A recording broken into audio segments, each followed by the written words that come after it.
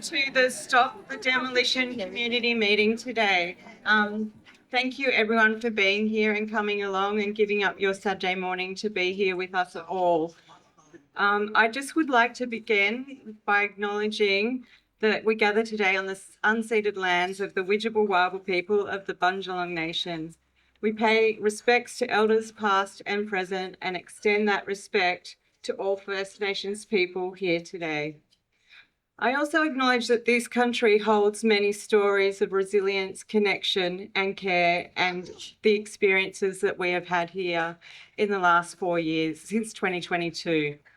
My name is Virginia Waters and I am also a councillor on Lismore City Council, but today I'm here as a community member. I'm not representing council. And the comments here today from me will be my own.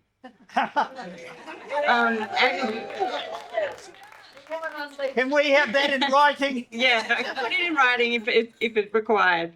I really want to thank you all for turning up today. It has been a travesty and heartbreaking watching our community and our homes continue to be demolished.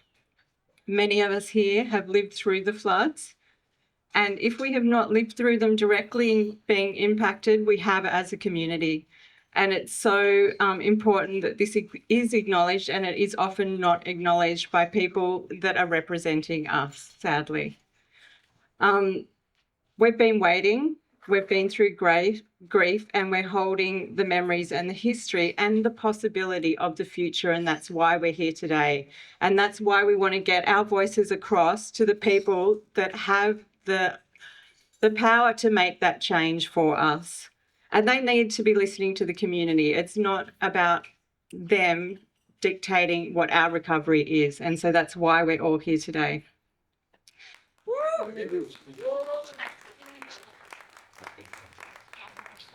If at any time during today's meeting and you feel like you may need some support, Antoinette is here. You can just make your way to Antoinette and she can help you, and we will find the assistance that you need if you need help with that and connect you with someone. So I just want to say thank you for continuing to show up. Thank you for refusing to look away. Thank you for caring enough about this community to stand again together, because that's what we need to keep doing.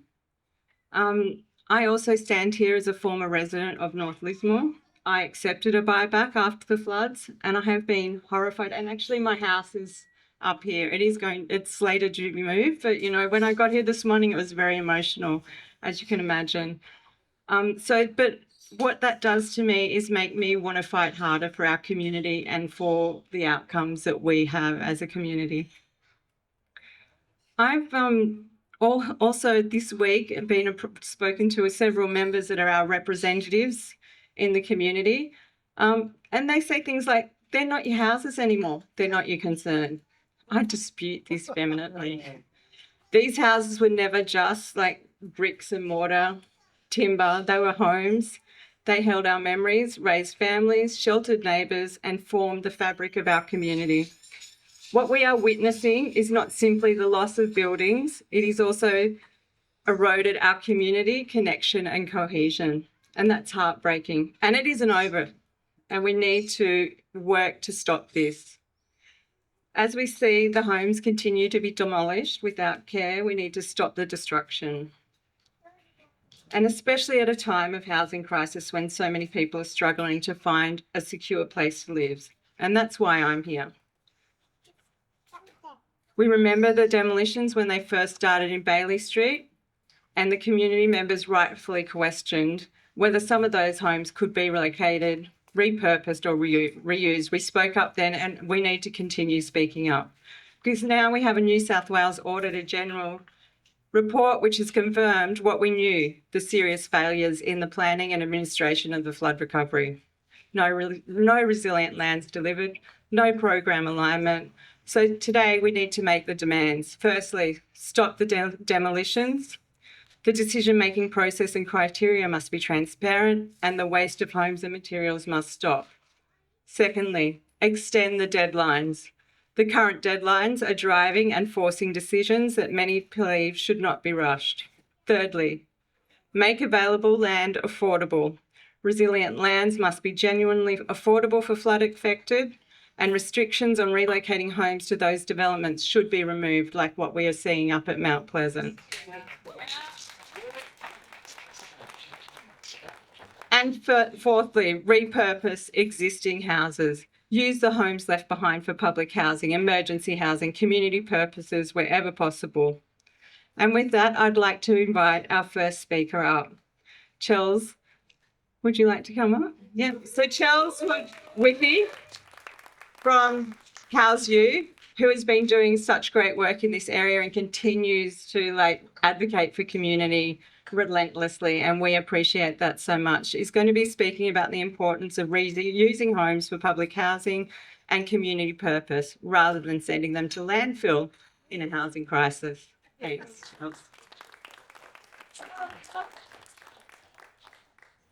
We've been here before. We've been here for years. Our community hasn't stopped fighting. We invited Janelle Saffin. We invited Kevin Hogan to speak. We invited the New South Wales Reconstruction Authority, and we invited our community. Who showed up? Not Janelle, not Kevin, not the RA, but all of you. Because you have the compassion, you have the integrity to know what is right, and you are standing up again for our community. You all have a story of housing stress, the disaster, the second disaster that was the failed flood recovery, the struggle in this system that denies us our basic human rights. Mothers unhoused, unable to see their children, people dying from hypothermia on the streets of Lismore, while homes are boarded up, fenced off, and now again being demolished. Housing is the bedrock, the foundation to everything. A healthy, happy life. Without it, we suffer. We struggle. We fight. We were promised a recovery that would support every flood-affected resident. What we got, in the words of the Auditor-General's report, an unplanned and poorly administered New South Wales Reconstruction Authority. That not only broke promises, but delayed timelines consistently and effectively failed all of us here today. Of the 31,000 households in Lismore who were impacted by the 2022 disaster, less than 1,000 have been supported by Australia's most expensive flood recovery program. That is also over 4 years. That is not good enough. Not just the lack of support for making our homes resilient, but the human cost of the displacement, the pain, the trauma, the community just barely surviving, holding on for our lives. And now, during a housing crisis, we watch this failed program demolish our heritage homes again. You'd think the RA would have listened, learned, adapted, done what was required, done what was right. We have rallied before, we put our bodies on the line, we've stopped the senseless destruction, and we must do it again. These homes must be relocated. They must be reused. We need public housing and community use. Our hard-earned tax dollars bought these homes. They are our homes. They must serve the public good. We must see public housing at scale. No person must live on the street. Every person must be housed. And public housing is the gold standard. If you look internationally outside the crazy bubble of Australia where we've got terrible political decisions being made, where policies aren't made for people like you and me, they're made for the rich and they're made for profit, public housing is where everybody gets a house. We can actually do that here in Australia. Incredibly wealthy, but even just here in Lismore, we've got 800 homes that could be housing 800 families right now. So, no more excuses, no more wastage. Not another house must be crushed before our eyes while families remain unhoused, while our community continues to suffer, while people need shelter. These homes must provide shelter for our community. The RA must deliver the flood recovery we were promised and we need and we can and we must house everybody.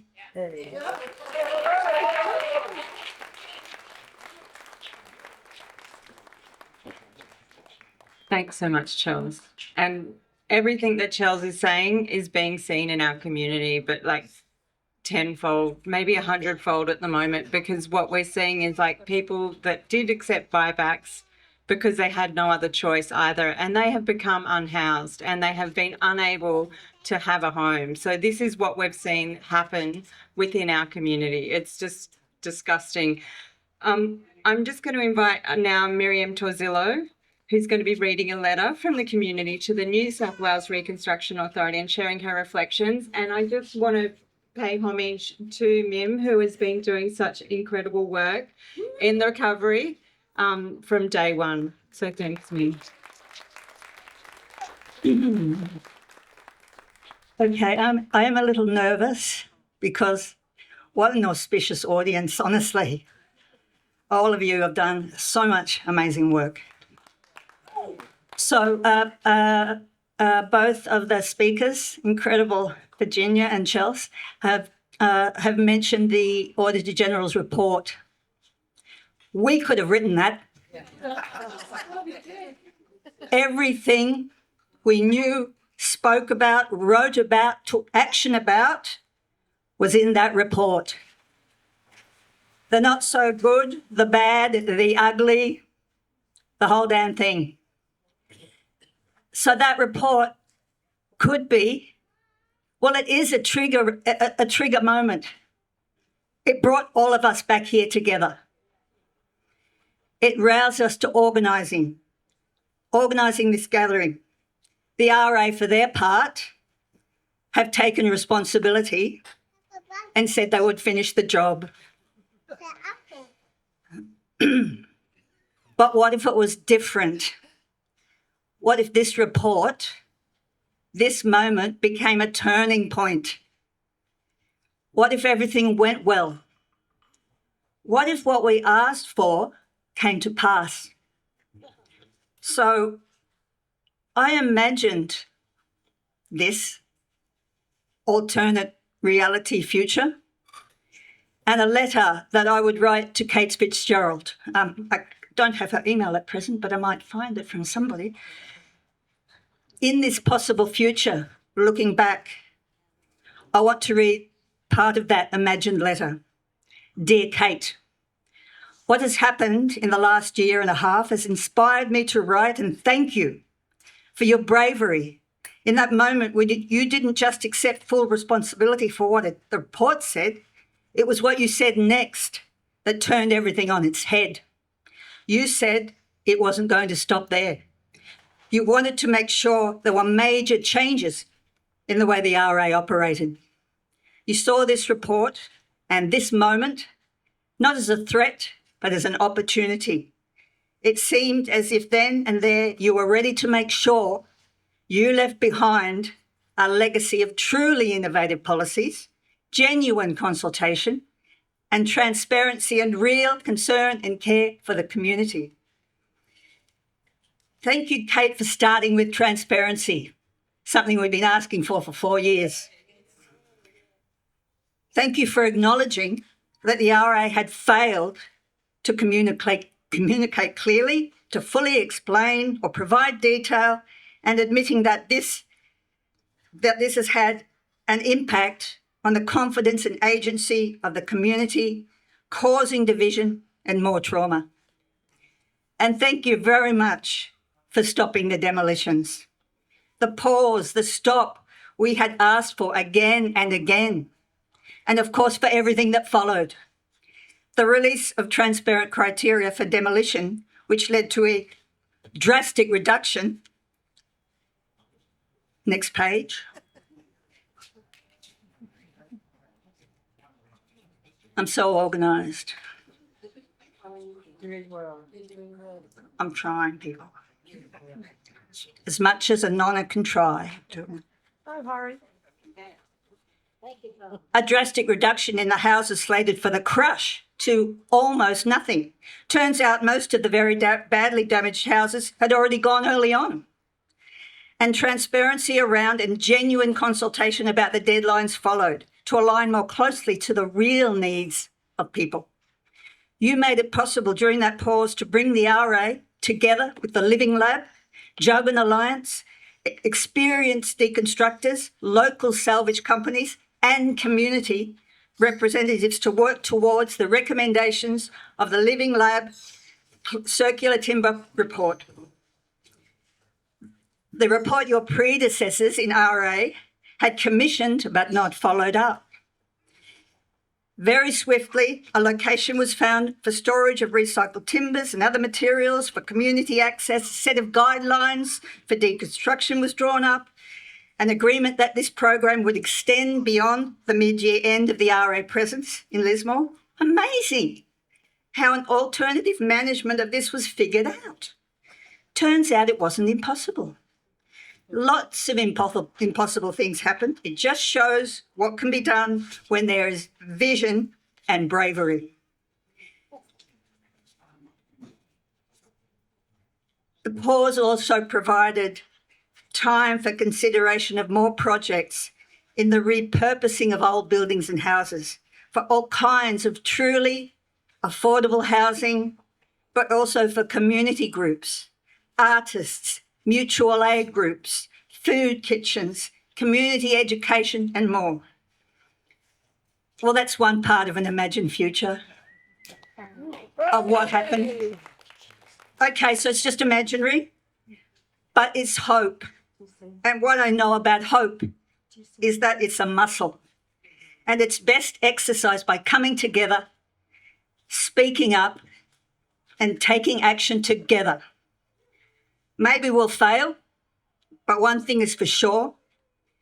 The only changes that have ever happened here, including ones the RA claim they thought up themselves, only happened because of community action, community pushback, community advocacy, community collaboration. So knowing what we want inspires us to keep up the fight. Let's stay connected. There's all kinds of ideas around about how we can take action. Next Tuesday, on the 16th, at the Wisdom, is an opportunity to come back together for people who are interested in doing some things.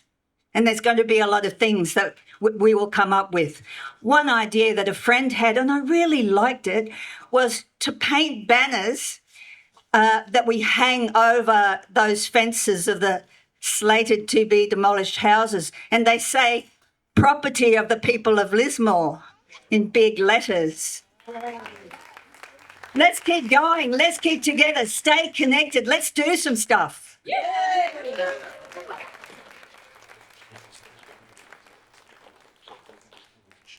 Amazing. Thanks, Mim. And I just want that reality to be true. And that's what we need to work towards now, is we need to make this a reality. We need to change the direction of what is going on.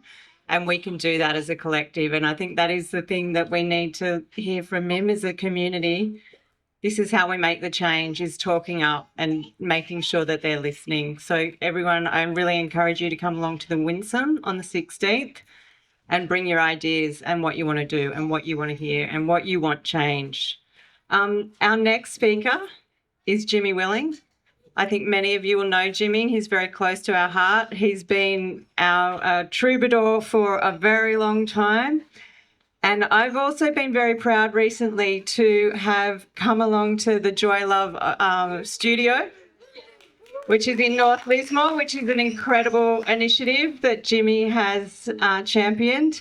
And it's just always a pleasure to hear from Jimmy. And I know that he is really embedded in what is going on, especially in North Lismore. And he is here to talk to us about that. And he is one of our rebel rousers, and I love him so very dearly for that. So please welcome Jimmy to say a few words.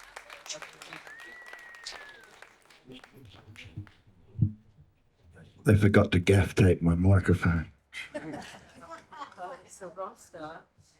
See, when you do this, make sure it doesn't spin off. Anyway, you're not supposed to do it without gaff tape, without OH&S. Anyway, I digress. It's good to see you all here today. I'm on the front line of all this, and I suffer a war of attrition directly from the RA. I'm not going to speak French or Latin with what I think about the things that they've done to me, but it's against United Nations regulations. They're not allowed to cut off your water, but as a local genius said to Big Rob, the water comes from the sky. We put in water tanks. I have decided that even if they tear the building down, I'm coming back with my gypsy cart. This is what Jimmy Willing thinks of the RA. They have destroyed my neighbourhood, and it's down to Nana's lily garden. You know, why can't you leave the lilies there? They bulldozed my family dog's grave. That's what I think. And at first I went, yeah, you've got to break eggs to make an omelette. But the fact is, they're trying to bulldoze us back into the Stone Age. They're just redneck idiots. And our leaders, it's not leadership. It's not leadership. And what they have done, and I know this very well, I'll just digress a tiny bit. I arrived here in a gypsy cart with a herd of horses. And the first place I lived in Lismore was Pine Street, the much disputed Pine Street. There were old paddocks there on Pine Street, and I could camp there with my horses. In fact, I squatted there in the 90s and no one ever gave a rat's ass that Jimmy was squatting with his horses in his gypsy cart. No one cared. There you go. The people championed it. They rolled up to see my marionette shows. So this stuff here, this is how I arrived here, or seemed to arrive with the gypsy cart and the horses. And the reason I bring it up is because it's really basic technology. Before the infernal combustion invention, there was the horse and the cart. And what the RA has done is they put the cart in front of the horse. You don't ever do this. The horse comes first. Every farmer will tell you this. You don't put the cart before the horse. You put the horse in there first. So you don't destroy the houses until you build new ones.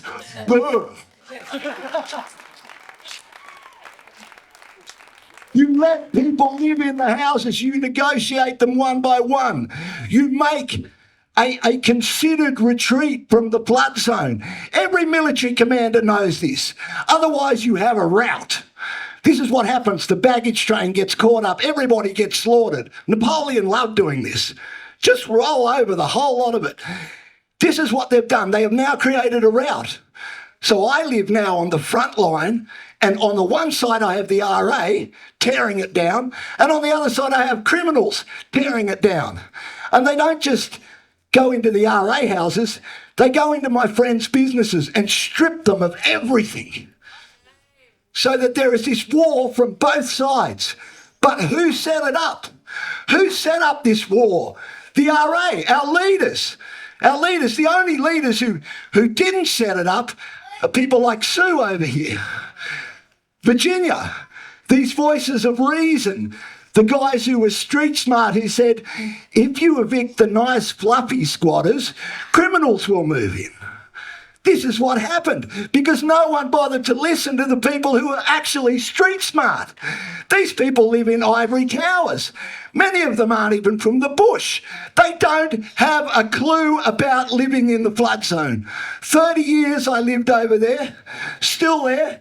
I raised 3 kids. They're all alive. It's so dangerous. Ooh. Absolute rubbish. There is nothing wrong with the Joy Love studio.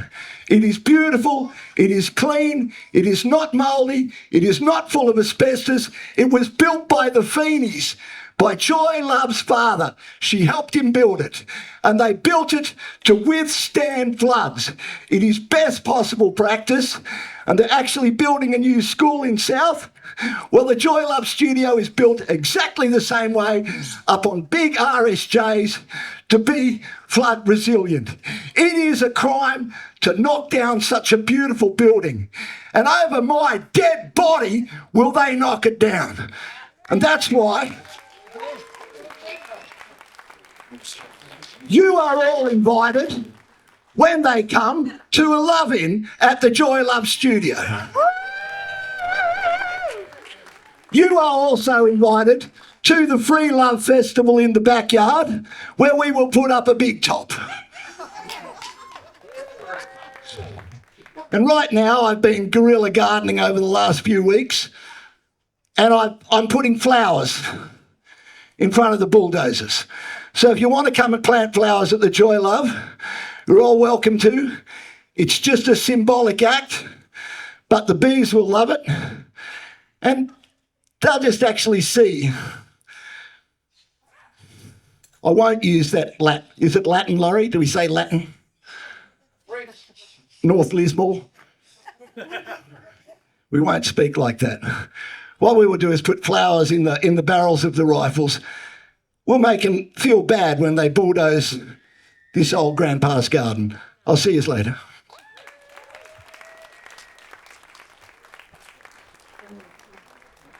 My goodness, Jimmy Willing bringing it every time to us. And I just want to say, Jimmy really, when I'm listening to him, it's like it's about the leadership of compassion. And that's what we're missing here. We're missing compassionate leadership that is actually doing the right things, giving hope, listening to the community. And so, and we're just about to hear from someone else, which is like one of our most compassionate leaders that we will ever see in our time, I believe, which is Sue Higginson. I'm going to ask her to come up. But I will also just say the other point to what we're seeing happening as well, especially in North Lismore, is there's a lot of places there, such as in Bridge Street, like beside where the old Serpentine was, and places like 43 Bridge Street, which can be repurposed. They're fine for other purpose, and we do not. They're slated for demolition right now, and so it's The width? what was that? That's right. Yeah, and so these buildings, if they're not going to be residential, can be used for other purposes, such as community buildings, and that's what we need to also be demanding right now, because this is at a pivotal point when those buildings can be saved and they can be repurposed for community use. So I'm just going to hand over now to Sue. Thank you, Sue. Thank you, Julian. Thank you, Virginia. Hey, folks, I want to acknowledge I'm here on unceded, widgeable, wireable country. Always was, always will be. This land, we know, sovereignty was never ceded. And as we join together today, we always do in full recognition of the continuing struggles First Nations people are doing right now in terms of trying to access justice. And I can never acknowledge country without also speaking a bit of truth. I just want to remind and let you all know, right now, the New South Wales Aboriginal Land Council is fighting vehemently the Minns Labor government, because the Minns Labor government is currently interfering with 40 years of land rights laws in New South Wales. So if you're not aware of that, I urge you all, please, if you can, I know everybody's dealing with so much, but if you can, just try and have a quick look at what the New South Wales Aboriginal Land Council is fighting for right now, and do whatever you can to join their struggles, their resistance, because you know what happens when we come together and we fight, we win. Folks, it is so nice to see you all here. It's deeply emotional. I know that for all of us. It's incredible to share a microphone with Jin and Jimmy and Mim and Charles. These people are legends. Following Jimmy Willing is always a hard act. I never thought I would have to do it, but here we are. I swear, God, I wish there were people like Jimmy Willing right now in Macquarie Street, challenging establishment politics alongside me in Macquarie Street. It is an enormous privilege to represent people in Macquarie Street, but honestly, you need to know, folks, it's pretty damn broken down there. It's the politics. There is a politics of hate, of fear and division. You've seen it. You're watching it grow. We see it reflected through Pauline Hanson and One Nation. And I am telling you right now, the antidote to all of that is you, right here, right now. Do not ever underestimate that, please, folks. I know I get the privilege of going to many places, many communities, standing with brilliant, beautiful, wonderful people. I know humanity when I see it, and I'm looking at it right now. I just want to tell you, and I'm sure you're aware of a couple of things from the Auditor-General's report. I knew this report was coming. I've been urging for it.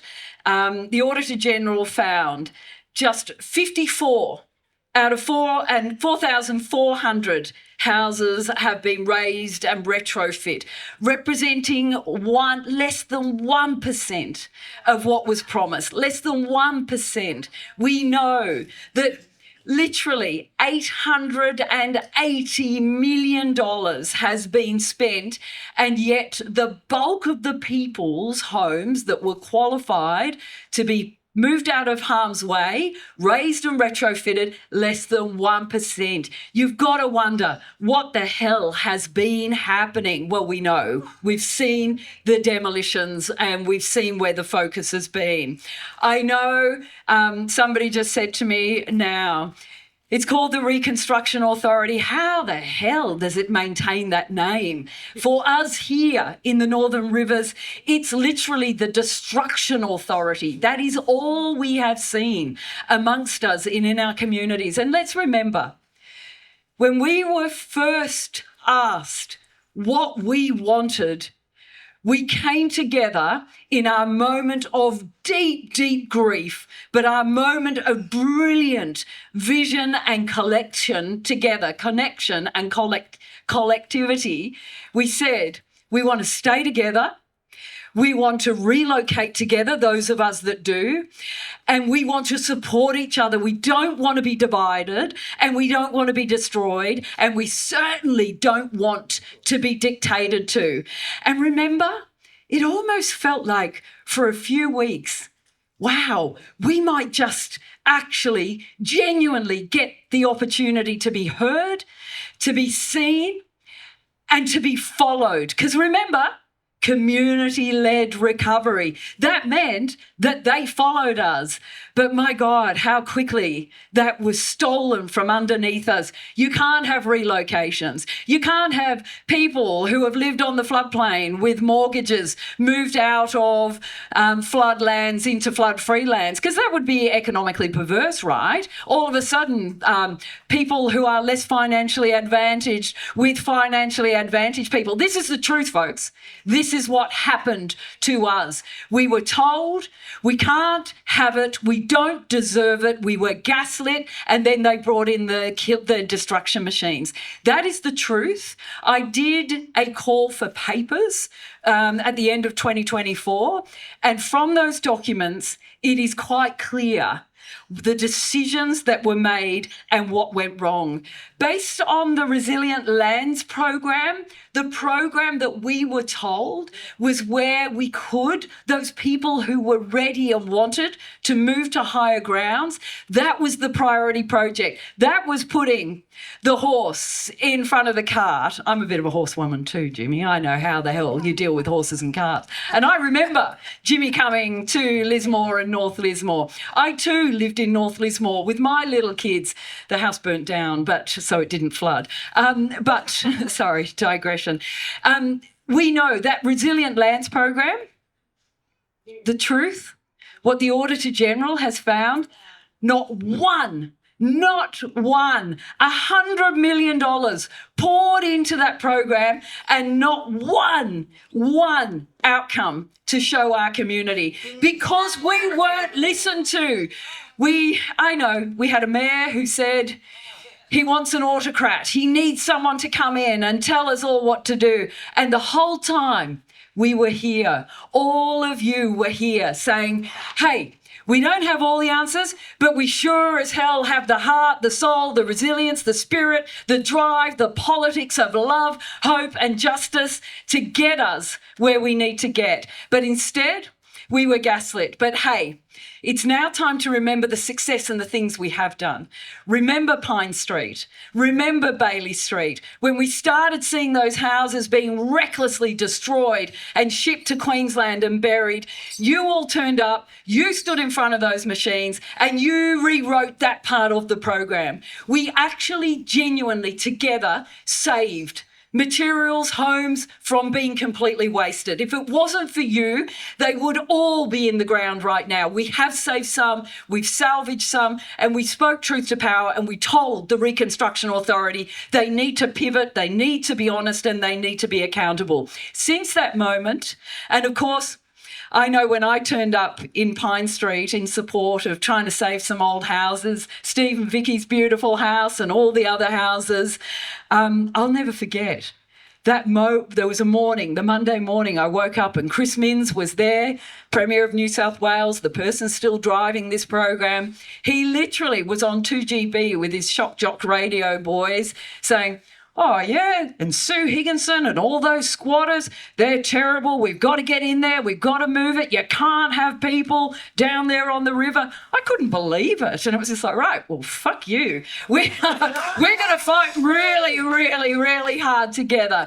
And also, literally, that man down there gaslighting this wonderful community and everything we do when we stand together.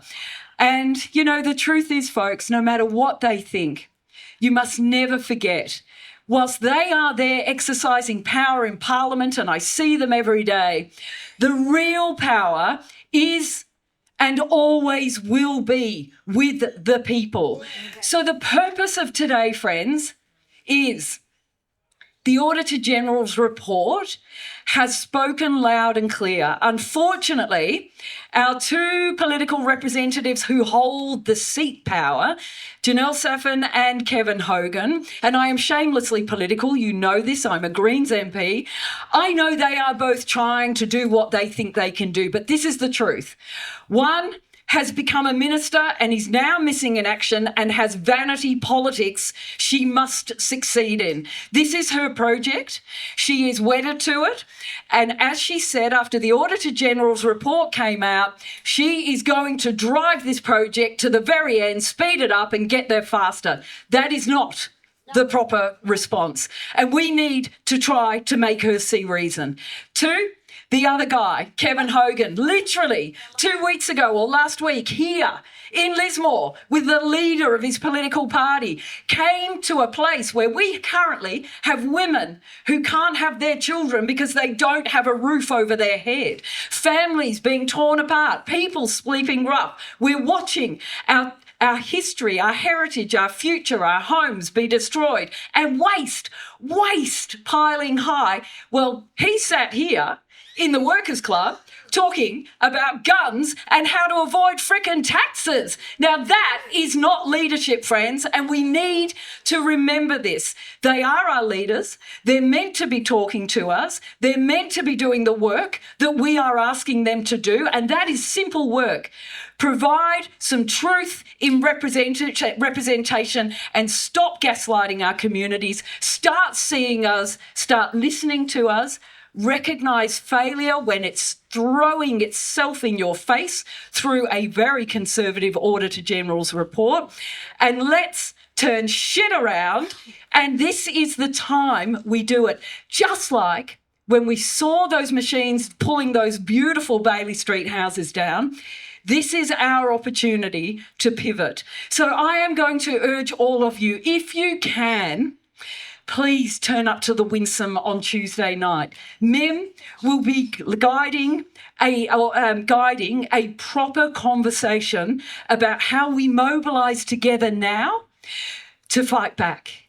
And the truth is, friends, together, when we fight back, it's brilliant. It's fun. It's hard work. And we cry together and we hug each other. But the most radical thing we can do in these times, now Australia's got 176 billionaires and holds more of the wealth than everyone here, 3,000 times combined. We know the politics of hate and fear and division is on the rise. The best thing we can do is come together, have some fun, and plan to take our power back. So let's do it, folks.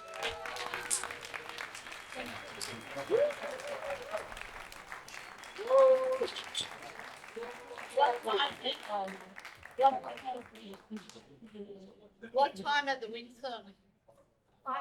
5. Okay. Wow. How lucky are we to have Sue? And how lucky are we to have her as a representative for all of us? And that her politics of love are going to be guiding us. So we're just going to finish up today. And I just want to say, please remember the conversations that you've had here today and the conversations that you've heard. Come along to that follow-up gathering at Tuesday, 5 p.m. at the Windsor. And thank you for coming today. Thank you for your voices and your stories, your anger and your hope. And we know that we deserve so much better in recovery, and we need a transparent, compassionate and accountability. So let's keep supporting each other and turning up for one another. And if you do want to have some fun tonight, we do have a bush dance in Nimbin as well. So come along and dance with us. Okay, thank you everyone.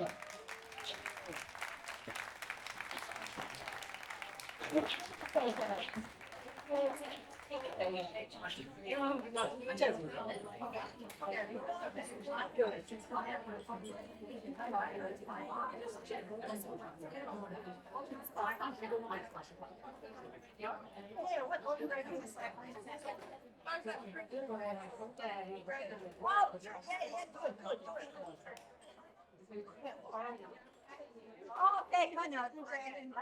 I know your name.